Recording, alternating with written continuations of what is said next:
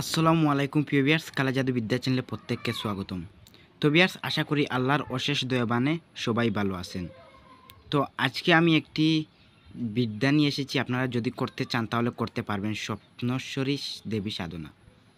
তো স্বপ্নেশ্বরী দেবী সাধনা যদি করতে চান, তো আজকে আমি একটু লম্বা হতে পারে ভিডিও, আমি আজকে আপনাদেরকে বুঝিয়ে বলবো। আপনারা বুঝিয়ে যদি করতে পারেন তাহলে 100% ফল পাবেন। স্বপ্নেশ্বরী সাধনা কিভাবে করতে হয়, তো আমি বিধি সব কিছু বলে দেবো, আপনারা শুধুমাত্র মনোযোগ দিয়ে শুনবেন।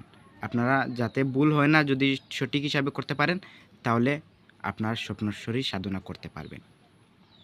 তো আমি বলে দেই, আপনারা শুনে নেন কীভাবে করতে হয়। তো দেখে নেন স্বপ্নেশ্বরী দেবী সাধনা। তো দেখে নেন, আমি বলে দিই।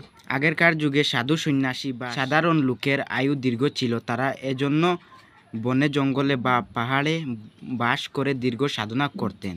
বর্তমানে মানুষের গড় আয়ু 60 থেকে 70 বছর। এখন মানুষের হাতে এত সময় নেই, তাই সাধনাকাল এত দীর্ঘ নয় এবং সাধনার পদ্ধতি সহজ সরল। তবুও এই স্বল্পকালীন সাধনাতেও মানুষ সিদ্ধি লাভ করছে এবং এতে কাজও হচ্ছে।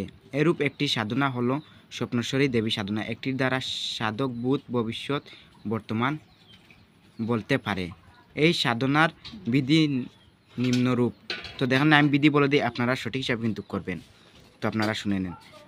যদি সাধক দেবীকে কোনো প্রশ্ন জিজ্ঞাসা করতে চাইবে, সেই দিন দুধ ছাড়া অন্য কিছু খাবেন না।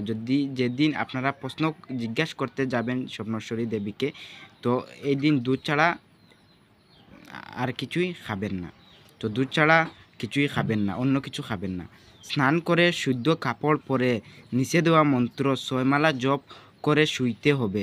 দেবী স্বপ্নে সাধককে তার প্রশ্নের উত্তর দেবে। যদি সাধক হকিক মালা দিয়ে রোজ 11 মালা জপ করে, তবে সাধককে দেবী তার প্রশ্নের উত্তর দেবে।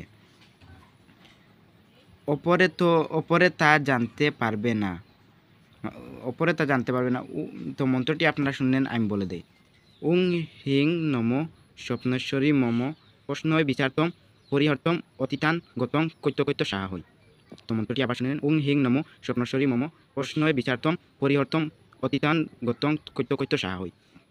তো মন্ত্রটি আপনারা 11 মালা জপ করতে হবে সাধককে। তো উল্লেখ্য সাধক নিজের নাম নেবে। তো এই মন্ত্রটি জপ করার সময় নিজের নাম নিয়ে জপ করবেন। 11 মালার জপ 11 মালার জপ রোজ 11 দিন ধরে করতে হবে। এর ফলে দেবী স্বপ্নেশ্বরীর কৃপা প্রাপ্ত হবে। তো আপনারা এই কাজটি করে দেখতে পারেন। আমি এরকম বিদ্যা প্রতিদিন দিয়ে যাব। অনেকগুলো বিদ্যা আছে আমার ইউটিউব চ্যানেলে গিয়ে দেখবেন। যদি সেইগুলো দেখে ভালো লাগে তাহলে আমার চ্যানেলটি সাবস্ক্রাইব করে সাথে থাকবেন। তো আমি অনেক ভিডিও কিতাব থেকেও দেই এবং আমি টুটকাও বলে দিই, আমি অনেক কিছু বলে দিই। আমার চ্যানেল গিয়ে দেখবেন, যদি সেগুলো ভালো লাগে তাহলে আমার চ্যানেল সাবস্ক্রাইব করে সাথে থাকবেন। তো ভিডিওটি পুরোপুরি দেখার জন্য সবাইকে ধন্যবাদ। তো আজকের জন্য এইটুকু ভিডিও এখানে রইল। তো আমি ভিডিও এখানেই বন্ধ করলাম।